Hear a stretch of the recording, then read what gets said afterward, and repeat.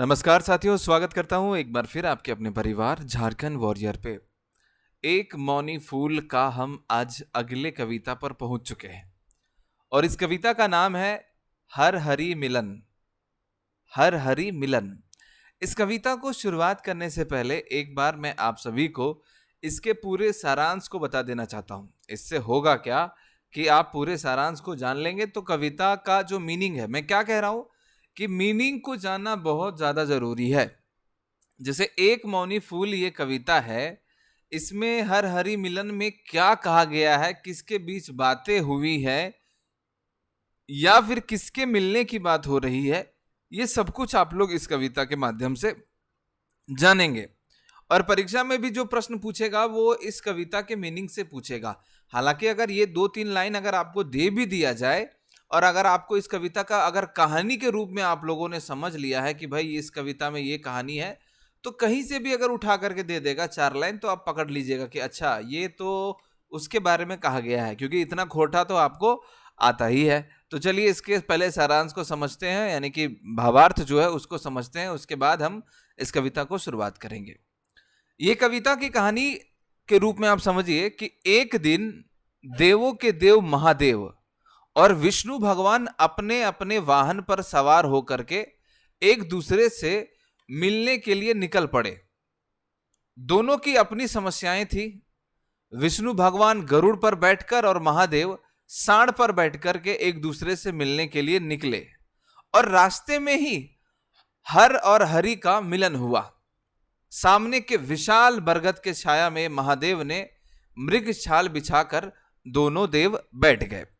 अब हम हर हरि मिलन की बात कर रहे हैं तो किसके मिलने की बात हो रही है, सवाल तो ये निकल जाता है भाई। तो देवों के देव महादेव और भगवान विष्णु के मिलन की बात हो रही है। और एक दिन की बात है जब दोनों देव आपस में मिलने के लिए, एक दूसरे से मिलने के लिए अपने अपनी गाड़ी लेकर के चल दिए। और इनकी गाड़ी क्या थी भाई?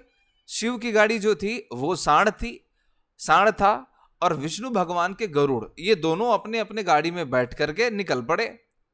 और वहीं रास्ते में इन लोगों का मिलन हो जाता है। वहां पर एक बरगद का पेड़ होता है, उसी की छाया में महादेव जो मृग का छाल है उसको बिछा करके दोनों देव बैठ गए। शिव ने कहा, आप दुनिया का पालन करता है, मेरे घर रोज रोज झगड़ा होता है, कृपया कर हमारी समस्या का समाधान करें। शिव भगवान कहते हैं विष्णु भगवान से कि हे पालनकर्ता, आप तो पूरा दुनिया का मदद करते हैं, आप पूरे दुनिया के पालनहार हैं, मेरे घर भी रोज रोज झगड़ा होता है, कृपया कर हमारी समस्या का समाधान करें। एक बेटा गणेश है जिसका वाहन जो है चूहा है, दूसरा बेटा कार्तिक जो मोर की सवारी करता है।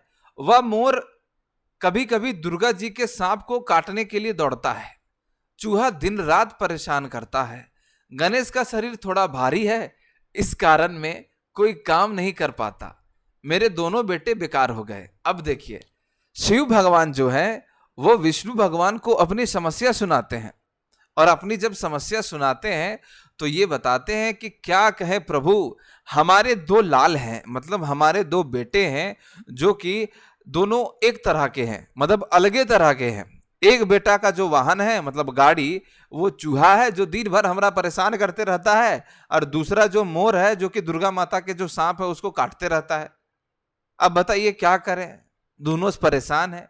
और जो गणेश है उसका शरीरवा थोड़ा जो है भारी हो गया है, कुछ काम नहीं कर पाता है, दोनों बेटा जो मेरा है वो बेकार हो गए हैं। अब बारी आती है, शिव भगवान कहते हैं आगे, मेरी पत्नी सिंह की सवारी करती है जो मेरा सांड को ललकारता है। बताइए, वो शिव भगवान कहते हैं कि मेरी जो पत्नी है वो सिंह की सवारी करती है, लेकिन वो जो है मेरा सांड को ललकारता है कि आओ लड़भी हमर से लड़भी करत रहता है। मुझे तो मेरी पत्नी कभी कभी बूढ़ा कहती है, मुझे कोई गुण नहीं। अब बताइए, भगवान शिव कह रहे हैं, विष्णु भगवान को अपनी समस्या सुना रहे हैं और कह रहे हैं कि हे भगवान, हमारी जो पत्नी है, मेरी जो कन्हैया है, वो कभी कभी हमरा बूढ़ा कहती है, इसमें कोई गुण नहीं है। ये कहती है कि मेरे में कोई गुण नहीं है, ऐसा कहती है। कभी कभी मैं क्रोधित हो जाता हूं, तब लगता है सबको मार दूं। मेरे घर में रोज अशांति का माहौल है, रोज अशांति का माहौल रहता है, इसलिए ही विष्णु भगवान आप ही कुछ उपाय करें। ये कहते हैं शिव भगवान विष्णु से। आप लोगों ने जान लिया भाई। पहले तो वो दोनों बेटों के बारे में बताया कि दोनों जो है से बेकार है एकदम। उसके बाद अपनी पत्नी के बारे में कहते हैं कि हम अपन कन्हैया से परेशान हैं, क्या कि हमरा एकदम वो ढूंढते रहती है पकड़ के, और ओकर जो सिंह है वो हमर साड़ के बोलते रहता है, या वो लड़भी की ऐसे करते रहता है। बाकी आगे विष्णु कहते हैं कि विष्णु ने कहा मेरे दो पत्नियां हैं, एक सरस्वती और दूसरी लक्ष्मी। एक किसी के भी घर चली जाती है तो दूसरी एक बात कहने पर पांच सुनाती है। दिन रात अशांति के बीच रहता हूं प्रभु, मेरा मन किया कि गुरुदेव ही कोई रास्ता बताएंगे, इसलिए या महादेव समाधान बताइए। देखिए, अब विष्णु भगवान भी कहते हैं कि हे महादेव, मेरी दो पत्नियां हैं। ठीक है, मैं आगे जो कविता पढ़ाने जा रहा हूं या फिर इस कविता को बता रहा हूं, तो इस कविता को आप चैप्टर वाइज ही लें, क्योंकि ये कवि के द्वारा लिखा गया है। आप किंतु परंतु में बिल्कुल भी नहीं लेंगे कि ये कैसे हो सकता है, वो कैसे हो सकता है। हो सकता है कि ये एक व्यंग है या सिर्फ एक मनोरंजन के लिए बनाया गया हो, ये भी हो सकता है। तो इस कविता को सिर्फ आप समझिए, यहां पर जो कहा जा रहा है उसी को मानना है। जैसे कोई पैसेज होता है, जब आप पढ़ाते हैं या फिर पढ़ते हैं या बनाते हैं, तो उस पैसेज के अकॉर्डिंग ही चलना होता है। चाहे उस पैसेज में ई काहे ने लिख दे कि 2 और 2 6 होता है, 2 और 2 जोड़ने के बाद 6 होता है, तो आपको वही मानना पड़ेगा। सेम यहां पर कहानी ही बताया जा रहा है, तो आपको वो चीज समझना भी पड़ेगा। समझ रहे हैं ना? विष्णु ने भी कहा कि दो पत्नियां, एक सरस्वती है तो दूसरी लक्ष्मी है। एक है तो केकरो घर चल जाती है, तो दूसरा जो है वो बात कहने पर पांच सुनाती है। एक बात कहिए तो पांच सुनाती है। दिन रात अशांति के बीच रहता हूं प्रभु, मेरा मन किया कि गुरुदेव ही कुछ रास्ता बताएंगे, इसलिए या महादेव समाधान बताइए। अपने बोल रहे कि आप समाधान बताइए।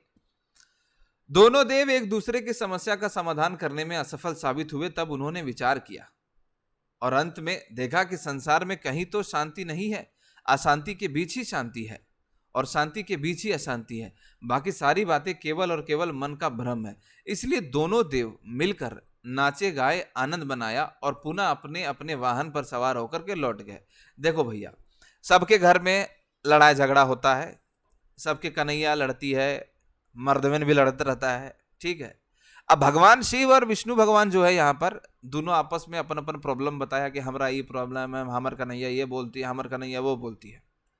उसके बाद क्या होता है कि जब दोनों का समाधान नहीं निकला, ढूंढने लगे कि कहाँ शांति है भाई, तो उन्होंने देखा जहां शांति है वहां शांति भी है और जहां अशांति है वहां शांति भी है, मतलब दोनों चीज है। तब लास्ट में बोला नहीं बाबू कुछ नहीं होगा, आप जो है ना नाचिए गाइए और एकदम टेंशन फ्री रहिए। ये जीवन का चक्र है और ये जीवन में हमेशा ये सब चीज होते ही रहता है। वो सब चीज बातें भूल गए और मन एकदम मन बना लिया और नाच गा के वहां से फिर अपना अपना गाड़ी बैठ करके चले गए। अंत में शेषे देखे पहला संसारे ककरो ना शांति, अशांतिक मैजे शांति, मातर है के बूझे भरांति। कहता है कि भाई लास्ट में जो है ना वो देखे कि संसार में कहीं भी शांति नहीं है, जहां शांति है वहां अशांति और जहां अशांति है वहां शांति। और इस प्रकार से ये चैप्टर हो जाता है समाप्त, ये सारा। अब इस कविता का थोड़ा सा ना, कविता को पढ़ते हैं, कुछ समझ में आएगा आप लोग को, बिल्कुल समझ में आ जाएगा। तब इतना जान लीजिएगा कि ये कविता आप लोग बहुत अच्छे से कवर कर लिए। जैसे कहता है कि एक दिन देवी देव दिदवेन महादेव और विष्णु भगवान परस्थान करला लेके अपन अपन वाहन। मैंने कहा एक दिन भगवान विष्णु और महादेव अपने अपने वाहन लेकर के परस्थान किए, करे एक दूसरे से मिलन, आपन आपन समस्या करे समाधान। वो एक दूसरे से मिलने के लिए, अपने अपने समस्याओं को समाधान करने के लिए वो अपने वाहन निकल गए।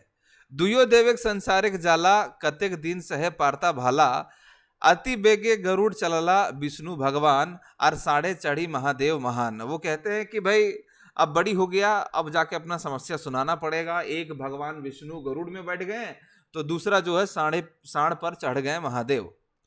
रास्ता मांझे भले हरि हरिक मिलन, हर हरिक मिलन, एक दोसर के करला विनित भावे संभाषण। रास्ते में दोनों का मिलन हो गया, एक दूसरे का नमस्कार हो गया। और आगे कहता है कि पासे हलय एक बरगाछ विशाल, महादेव बिछौला छाया मिरग छाल।